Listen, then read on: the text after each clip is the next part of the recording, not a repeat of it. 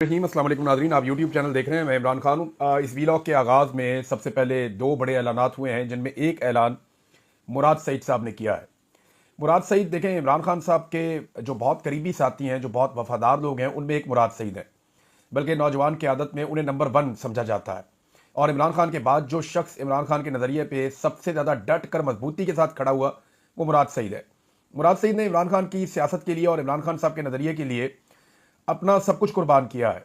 यानी इमरान खान साहब के साथ इन्होंने इमरान खान की वजह से सियासत शुरू की। बहुत सारे नौजवान हैं जो मुराद सईद के साथ सियासत का हिस्सा बने और वो सारे मुराद सईद को फॉलो करते हैं। मुराद सईद ने कई मरतबा अपनी जान पर खेल कर इमरान खान साहब के लिए हिफाजत का बंदोबस्त किया। वो अपने साथियों के साथ बहुत विजिलेंट रहे। बहुत सारे लोग मुराद सईद को जानते हैं। मैं उनकी ज़्यादा तारीफ करना ज़रूरी नहीं है, क्योंकि सभी जानते हैं कि मुराद सईद क्या है। अब इस मौके पर जब एक मायूसी फैल रही थी, इस मौके पर जब कारकुनों को एतमाद नहीं है लीडरशिप के ऊपर, इस मौके पर मुराद सईद ने एक बड़ा ऐलान किया है। और उनके ऐलान से बज़ाहिर ये लगता है कि अब मुराद सईद ने जिम्मेदारी अपने कंधों पर उठाने का फैसला किया है, क्योंकि एक मायूसी है। कई दिनों से नौजवान लगातार रब्ता कर रहे हैं, मुख्तलिफ प्लेटफॉर्म्स के ऊपर, मुख्तलिफ जगहों के ऊपर उनकी बातचीत हो रही है। कुछ अरकान असम्बली हैं, वो भी मायूसी का इजहार कर रहे हैं और वो बता रहे हैं कि हम डायरेक्शन लेस है। इस वक्त हमारी लीडरशिप पर हमें भरोसा नहीं रहा, क्योंकि वो हमें बार बार अकेला छोड़ देते हैं। और इमरान खान को जेल से निकालना बहुत ज़रूरी है और उसके लिए कोई लायामल हमारे पास नहीं है। इमरान खान एक तहरीक चलाने की बात करते हैं और हमारी लीडरशिप हमें तहरीक चलाने के हवाले से कोई लायामल नहीं दे रही, कोई डायरेक्शन नहीं है, कुछ हमें नहीं बताया जा रहा। यानी अगर ईद के बाद तहरीक चलानी थी तो रमज़ानुल मुबारक एक ऐसा महीना था जिसमें तैयारी की जाती। जिन्होंने तहरीक चलानी होती है वो फौरी तौर पर अनाउंस करते हैं, लोगों को निकलते हैं और बाहर आ जाते हैं, जैसा कि अख्तर मेंगल साहब ने किया, जैसा कि बलूचिस्तान में मुख्तलिफ ग्रुप्स कर रहे हैं। लेकिन यहाँ क़यादत जो है वो ज़हनी तौर पे भी तैयार नहीं है और अमली तौर पे भी कुछ नहीं कर रही। तो नौजवानों का ये गिला और शिकवा था। ऐसे में मुराद सईद साहब का जो स्टेटमेंट है वो मैं आपके सामने रखता हूँ, आपको अंदाजा हो जाएगा कि कैसे उन्होंने अब जिम्मेदारी अपने कंधों पर ली है। बानी और चेयरमैन पाकिस्तान तहरीक इंसाफ इमरान खान ने ईद के मौके पर तहरीक के अगले मरहले का ऐलान किया था। और पख्तूनख्वा के वो नौजवान जो 1 साल बनी गाला और जमान पार्क कैंप्स में रहे और हर अहम एक्टिविटी के मौका पर तमाम तर जबर और फस्तायत का मुकाबला करते हुए काफिलों के लिए रास्ते क्लियर करते रहे। इंशाअल्लाह 6 अप्रैल को उन जानिसाराने इमरान खान कन्वेंशन का इनेकाद होगा। 11 अप्रैल को स्वात अपने हल्के के ग्रैंड जिरगे से 2 नकाती एजेंडे, इमरान खान, बुशरा बीबी समेत क़यादत और कारकुनान की रिहाई और अमन की बहाली पर तफसीली बात करूंगा। तहरीक इंसाफ के हर एहतजाज में शामिल नौजवान और काफिले लाने वालों को भी तैयारी का कह दिया है। जैसे ही जामे प्लान सामने आएगा आपको अमल दरामद होता हुआ दिखाई देगा। कराची और सिंध के नौजवानों को पार्टी से मुशावरत के बाद 1 हफ्ते में प्लान देने की हिदायत की थी। कल उनका तफसीली लायामल भी मौसूल हो जाएगा। अब ये कराची का बता रहे हैं कि वहां के नौजवान क्या करने जा रहे हैं। बलूचिस्तान के तमाम साथी पुरअमन एहतजाज करने वाले बलोच अवाम के साथ खड़े हैं और उनको एहतजाजी मार्च का इस्तकबाल करने की हिदायत जारी हो चुकी है। PTI क़यादत भी बलूचिस्तान मार्च में शरीक हुई।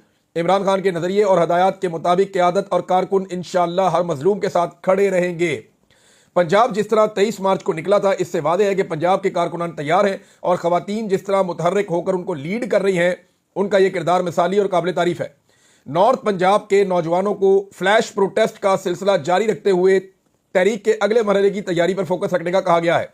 नॉर्थ पंजाब के नौजवानों के साथ तफसीली लायामल तयशुदा प्रोग्राम के मुताबिक जुम्मे को शेयर नहीं हो सका, इंशाअल्लाह जल्द उस पर भी पेशरफ्त होगी।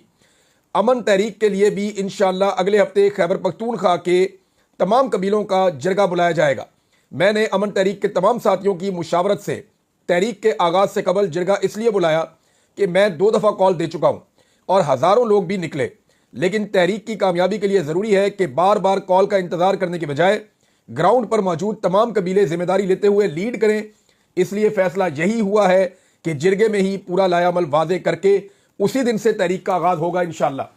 तो जनाब मुराद सईद साहब उस वक्त मैदान में आए जब एक मायूसी है पाकिस्तान तहरीक इंसाफ में क़यादत और क़यादत के फैसलों को लेकर, और वो मायूसी क्यों है ये मैं आपको आगे चल के बताता हूं। लेकिन अलीमा खान साहबा ने भी एक अनाउंसमेंट किया है, एक ऐलान अलीमा खान साहबा का भी है। वो ये कह रही हैं कि इन्होंने किसी भी सियासी शख्सियत को इमरान खान साहब से अडयाला जेल में आज भी मिलने नहीं दिया। हमारी इमरान खान साहब से जो आखिरी मुलाकात हुई थी वो 20 मार्च 2025 को हुई थी।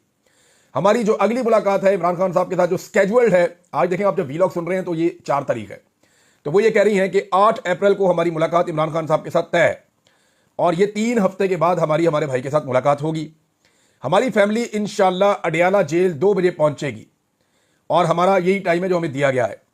अगर हमें इजाज़त ना दी गई इमरान खान साहब से मिलने की तो हमने ये प्लान किया है कि हम वहाँ पे धरना देकर बैठ जाएंगे अडियाला जेल के बाहर जब तक कि हमें इजाज़त नहीं दी जाएगी कि हम अपने भाई से मिलें। देखिए हलीमा खान साहबा ने अब धरने का ऐलान किया, इस पर पाकिस्तान तहरीक इंसाफ को उनको सपोर्ट करना चाहिए और करना पड़ेगा। इमरान खान साहब की फैमिली इस वजह से धरना करने जा रही है कि इमरान खान साहब से फैमिली की मुलाकात नहीं करवाई जा रही, और अगर ये पार्टी अपने लीडरशिप के लिए इंसाफ नहीं ले सकती, लीडर की फैमिली के लिए नहीं ले सकती, तो फिर तो ये बड़े मसाइल पैदा हो जाएंगे। पार्लियामेंट की सबसे बड़ी जमात है, सेनेट में इनकी बड़ी अक्सरियत है, कौमी असम्बली में सबसे ज़्यादा मेंबर्स इनके पास हैं, एक सूबे में इनकी हुकूमत है, और पूरे पाकिस्तान में अगर फॉर्म 45 के मुताबिक देखा जाए तो 2/3 से ज़्यादा इन्होंने अक्सरियत ली हुई है। 70% अवाम इनके साथ खड़ी है या शायद इससे भी ज़्यादा। तो अगर ये भी इंसाफ नहीं ले सकते अपनी लीडरशिप और अपने लीडर और उनकी फैमिली के लिए, तो फिर तो ये बहुत ही बड़ी माड़ी गल हो जाएगी, पंजाबी में कहते हैं। अच्छा, अब ये 2 ऐलानात हुए हैं। अब मैं आपको बताता हूं कि एक्चुअली अंदर गेम क्या चल रहा है। अमेरिका से जो मेहमान आने वाले हैं ना, उन मेहमानों के लिए असल तैयारी की जा रही है। ये जो मुज़ाकरात की पूरी कहानी सुनाई गई है आपको, चीज़ें बहुत सारी आपके सामने रखी गई, ये सारी कहानी इसलिए है कि अमेरिका से मेहमान आ रहे हैं और उन मेहमानों के इस्तकबाल की ये तैयारी है। मुज़ाकरात का माहौल बनाया जा रहा है, इमरान खान साहब को कायल करने की कोशिश की जा रही है। कोशिश है कि इमरान खान साहब बात मान जाएं, और इसी कोशिश में इमरान खान साहब की कुछ ऐसे लोगों से मुलाकातें करवाई गई जो एस्टेब्लिशमेंट और इमरान खान दोनों के करीब है। यानी बैरिस्टर सैफ हो गए, वो एस्टेब्लिशमेंट के ही एक करीबी आदमी है। जैसा कि मैंने आपको बताया कि जैसे शहबाज शरीफ के साथ मोहसिन नकवी है, ऐसे ही अली अमीन के साथ बैरिस्टर सैफ है। दोनों बंदों को जो है वो आप समझ लें, वो शहबाज शरीफ से तगड़ा है, ये अली अमीन से तगड़ा है। और इसी तरह आदम स्वाति को भेजा गया कि आप जनाब जाके मनाएं इमरान खान साहब को, आपकी वो बात मानते हैं। तो उन्होंने भी जाकर कहा कि जी एस्टेब्लिशमेंट के साथ आप मुज़ाकरात के लिए मुझे आप चुन लें, आप मुझे मौका दें, मैं जाके करता हूं। लेकिन वो इमरान खान साहब ने बात नहीं मानी। अब गंडापुर साहब को भेजा गया, 2.5 घंटे इनकी भी मुलाकात करवाई गई। हालांकि इमरान खान साहब को आधे घंटे से ज़्यादा मिलने नहीं दिया जाता, लेकिन 2.5 घंटे मुलाकात करवाई गई। तो इमरान खान साहब को कोशिश की जा रही कि उनके मौक़िफ़ में लचक आ जाए। अगर इमरान खान साहब ने बात ना मानी तो फिर उनकी मुलाकात आने वाले मेहमानों के साथ मुश्किल हो जाएगी। हो सकता है हो जाए, ज़्यादा प्रेशर पड़े तो, लेकिन मुश्किल हो जाएगा कि इमरान खान साहब की आने वाले मेहमानों के साथ मुलाकात करवाई जाए। अब कौन कौन अमेरिका से आने वाले जो मेहमान हैं या जो कांग्रेसमैन आ रहे हैं, उनके साथ कौन कौन मुलाकात करेगा? इंटरेस्टिंग बात यह है कि पाकिस्तान तहरीक इंसाफ ने इसकी लिस्टें नहीं बनाई। इसकी जो फहरिस्त है वो आपकी इंटेलिजेंस एजेंसियां बना रही हैं। मैं आपको फिर बता रहा हूं कि पाकिस्तान की एस्टेब्लिशमेंट ये तय कर रही है कि पाकिस्तान तहरीक इंसाफ से जब मिलना चाहेंगे अमेरिकन, तो किस किस को हमने अमेरिकन के साथ मिलवाना है और उनको पहले हमने क्या ब्रीफिंग देनी है। वो ये चाहेंगे कि ऐसे लोग मिले अमेरिकन को जो बस सतही नौयत की बात करें, सियासी नौयत की बात करें, इन डेप्थ चीज़ों के अंदर ना जाएं, इंसानी हकूक़ की खिलाफवर्जियों की बात ना करें, तफसीलात उस लेवल पे जाके ना बताएं अमेरिकन को कि पाकिस्तान के लिए प्रॉब्लम क्रिएट हो जाए या पाकिस्तान की मौजूदा जो रिजीम है, मिलिट्री बैक्ड गवर्नमेंट जो है, इसके लिए प्रॉब्लम ना हो जाए। तो अब इसमें जो है वो कुछ सहाफ़ियों को भी मिलवाया जाएगा। वो भी चुने जा रहे हैं कि जनाब किसको मिलाना है, किसको नहीं मिलाना। लेकिन वो जो आ रहे हैं ना, वो बड़े सियाणे हैं और उनको पता है कि क्या करना है। देखिए अमेरिका में भी एक लड़ाई चल रही है और ये लड़ाई रिपोर्ट हुई है। मैं इस खबर पे भी वापस आऊंगा, किसको मिलवाना चाहिए और क्यों मिलवाना चाहिए और किसको मिलना चाहिए, ये लिस्ट कैसे बननी चाहिए, इस पे वापस आ जाते हैं। लेकिन अमेरिका से एक खबर आई है और ये खबर बड़ी इंटरेस्टिंग है। ये ड्रॉप साइट न्यूज़ के ऊपर खबर छपी, रेहान ग्रिम और मुर्तज़ा हुसैन ने यह खबर छापी। खबर तो बड़ी तफसीली और लंबी है, मैं इसकी समरी आपको बता देता हूं। खबर यह कहती है कि अमेरिका की हुकूमत और अमेरिका की इंटेलिजेंस एजेंसीज के बीच में एक कशमकश चल रही है। यानी CIA पाकिस्तान के अंदर जो फौजी हुकूमत है या फौज की हमायत याफ्ता हुकूमत है, CIA इस सेटअप को चलने देना चाहती है और वो ये समझते हैं कि फौज के साथ डील करना पाकिस्तान में सियासतदानों से डील करने की निस्बत आसान है। लिहाजा फौज यहाँ पे जो मर्जी करे, पाकिस्तान एक एटॉमिक मुल्क है तो फौज के साथ ही अपने मामला को आगे बढ़ाते हैं। CIA की ये सोच है और CIA इस कशमकश में इस तरफ खड़ी है। दूसरी तरफ जो डोनाल्ड ट्रंप की एडमिनिस्ट्रेशन है वो किसी और तरह इस सारे मामले को देख रहे हैं। स्टेट डिपार्टमेंट देख रहा है कि पाकिस्तान के अंदर हालात बहुत खराब है, इंसानी हकूक की पामालियां हो गई हैं, पूरा का पूरा इलेक्शन चोरी हो गया है, फिर ट्रंप के इमरान खान साहब के साथ एक ताल्लुक भी है। इन सारी चीजों को लेकर वो एक डिफरेंट चीज देख रहे हैं कि जो सियासतदान आते हैं तो उनके पास ज्यादा इख्तियार होता है, ज्यादा मार्जिन होता है फैसले लेने का। एस्टेब्लिशमेंट उतने फैसले ले नहीं पाती। उन्हें यह लगता है कि सियासतदानों ने हमेशा भारत के साथ ताल्लुकात भी बेहतर किए हैं, जबकि फौजी हुकूमतों ने ये ताल्लुकात बेहतर नहीं खराब किए हैं। और उन्हें यह भी लगता है कि इंडिया के ऊपर जब पाकिस्तान का प्रेशर कम हो जाएगा तो इससे इंडिया को चाइना के खिलाफ ज्यादा इस्तेमाल किया जा सकेगा। बड़ा तफसीलात थी उसके अंदर, लेकिन उन्होंने जो लुब्बे लुबाब समरी है वो ये है कि अमेरिका में भी एक कशमकश चल रही है कि पाकिस्तान में अमेरिका क्या फैसला करे कि जो फौजी हमायत याफ्ता हुकूमत है उसको सपोर्ट किया जाए या पाकिस्तान में जमहूरियत को सपोर्ट किया जाए। अब इसमें दो राय है, एक राय डोनाल्ड ट्रंप और उनकी हुकूमत की है, दूसरी CIA की है। अब आ जाए वापस। CIA आपको पता है अमेरिका की एम्बेसियों को भी कंट्रोल करता है दुनिया भर में। तो वो अब ये तय करेंगे कि कौन से सहाफ़ी मिले वहाँ पे, जो अमेरिकन मेहमान हैं उनके साथ कौन से सियासतदान मिलें। तो वो कोशिश करेंगे कि वही लोग मिलें जिनके मिलने से पाकिस्तान में मिलिट्री एस्टेब्लिशमेंट को किसी किस्म का डैमेज ना हो। लेकिन पाकिस्तान तहरीक इंसाफ के बाद ये एक मौका है, और जितने इस्लामाबाद में बड़े सहाफ़ी हैं उन्हें चाहिए कि वो मिलें और मिलने की कोशिश करें और खुलकर हकायक बयान करें, ना कि उन सहाफ़ियों को जो टाउट्स हैं, जो हुकूमत का ही नुक्ता नज़र बयान करते हैं या जो सिर्फ और सिर्फ एस्टेब्लिशमेंट का ही नुक्ता नज़र बयान करेंगे। उनको मिलवाने से बेहतर है कि ऐसे आज़ाद सहाफ़ियों को मिलवाया जाए, जैसे कि मदर अब्बास साहब हैं। उनको अगर मुलाकात करवाई जाए तो वो बहुत सारे हकायक बता सकते हैं। मुबशर ज़ैदी साहब हैं, शायद पाकिस्तान में नहीं है, और बहुत सारे सहाफ़ी हैं जिनको आप ये कह सकते हैं कि जो किसी की भी साइड नहीं लेंगे, वो आकर ह्यूमन राइट्स की बात करेंगे और हकायक वो बताएंगे। इस वक्त हामिद मीर साहब जो है वो बहुत खुल के सच बोल रहे हैं, उनको मुलाकात करवाई जा सकती है।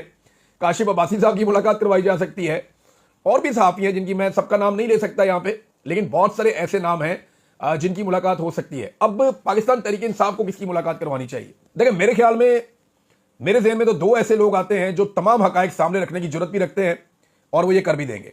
एक डॉक्टर आरिफ अलवी, उनकी मुलाकात होनी चाहिए अगर वो दस्तयाब हैं तो, और दूसरा अलीमा खान साहिबा। ये दो ऐसे लोग हैं जिनको ज़रूर मिलवाना चाहिए। इनकी कैपेसिटी भी है, ये उन्हें हैंडल भी कर सकते हैं, ये उनके सामने हकायक भी रख सकते हैं, और ये बड़ी जुर्रत के साथ अपना पूरा पॉइंट ऑफ व्यू भी बयान कर सकते हैं।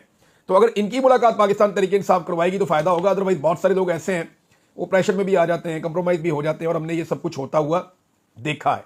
तो ये मुलाकातें नाज़रीन होनी चाहिए ताकि उनके पास सही मामला पहुंचे। लेकिन पाकिस्तान की एस्टेब्लिशमेंट जो प्लान कर रही है वो ये प्लान कर रही है कि हम इस तरह का माहौल बना दें कि जैसे मुज़ाकरात हो रहे हैं, चीज़ें तो हल होने की तरफ जा रही हैं, इमरान खान साहब तो बस कुछ अर्से में बाहर आ जाएंगे, हमारा तो सारा मामला ठीक हो चुका है, ओवरसीज़ पाकिस्तानियों से भी मिले हैं, उनको भी हमने मना लिया है, तो अमेरिकन ओवरसीज़ आए थे, उनके साथ मामला अच्छे चल रहे हैं। आजकल हम एक ओवरसीज़ कॉन्फ्रेंस भी करने जा रहे हैं जिसके अंदर दुनिया भर से बंदे बुला लिए हैं अच्छे कपड़े पहना के, और उनको ये कह दिया है कि आपने इन्वेस्ट कुछ नहीं करना, बस सिर्फ आपने अपनी शक्लें दिखानी है, आपने यहाँ बैठ के नारे लगाने हैं, अच्छे अच्छे सवाल जवाब करने हैं, और आपको फुल प्रोटोकॉल मिलेगा, आपके ऊपर रियासत पूरा खर्चा करेगी, फिर आप वापस चले जाइएगा।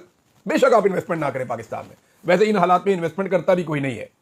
अब नाजरीन, जो गंडापुर साहब हैं उन्होंने एक इंटरव्यू दिया, उस इंटरव्यू के बहुत सारे हिस्से तो बड़े मज़ाहिया थे, उनको आप इंजॉय कर सकते हैं और आप करते भी रहेंगे, बड़े फिल्मी सीन थे। लेकिन जो एक्चुअल उन्होंने एक काम किया, उन्होंने आतिफ खान, असद कैसर और शहराम तरकई को आड़े हाथों ले लिया और उन्हें इमरान खान साहब का हवाला देते हुए साजिशी करार दे दिया। अब देखिए, जब आप साजिशी कहेंगे किसी को तो दूसरी तरफ से जवाब भी आएगा।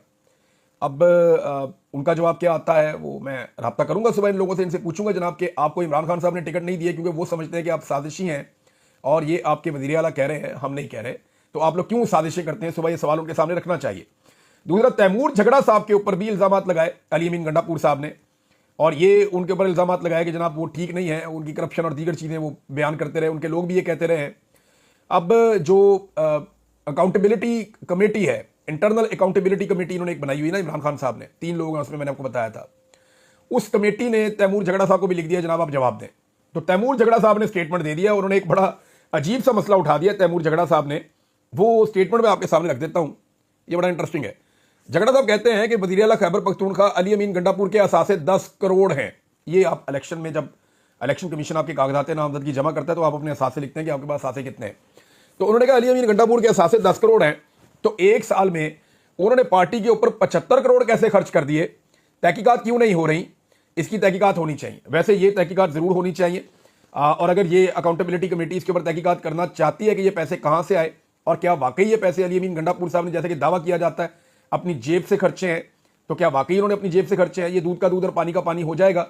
मैं आपको कुछ ऐसे सोर्सेज बता सकता हूँ जो आपकी मदद कर सकते हैं। अकाउंटेबिलिटी कमेटी के मेंबर्स अगर ये बात सुन रहे हैं तो मैं उन्हें उन लोगों तक पहुँचा सकता हूँ, अगर उनके नाम सीगाए राज में रखे जाएं तो मैं उन लोगों तक पहुंचा सकता हूं जो आपको बताएंगे कि कितना कितना पैसा कहां कहां से इकट्ठा होकर कहां पहुंचा, अगर नाम सीगाए राज में रखे जाएं। क्योंकि देखें, उनके नाम सामने आएंगे, इस वक्त मिलिट्री एस्टेब्लिशमेंट भी उनके पीछे पड़ जाएगी, फेडरल गवर्नमेंट भी उनके पीछे पड़ जाएगी, सूबाई हुकूमत भी उनके पीछे पड़ जाएगी, तो उनकी बेचारों की जान अजाब में आ जाएगी। लिहाजा अगर आप सीगाए राज में रखें तो मैं कुछ लिंक आपको दे सकता हूं जिससे आपको मदद मिल सकती है। नाज़रीन, 5वीं खबर जो है वो पेट्रोल और बिजली की कीमतों में हवाले से। अभी शहबाज शरीफ साहब ने IMF से एक कर्जा लिया, मुल्क पूरा का पूरा डूबा हुआ है, कर्जे रोल ओवर करवाए हुए हमने $20 अरब के तकरीबन, और $10 अरब हमारे खजाने में पड़ा हुआ है। इमरान खान साहब के दौर में कर्जे भी इतने नहीं थे, इमरान खान साहब के दौर में IMF की ऐसी शराइत भी नहीं थी।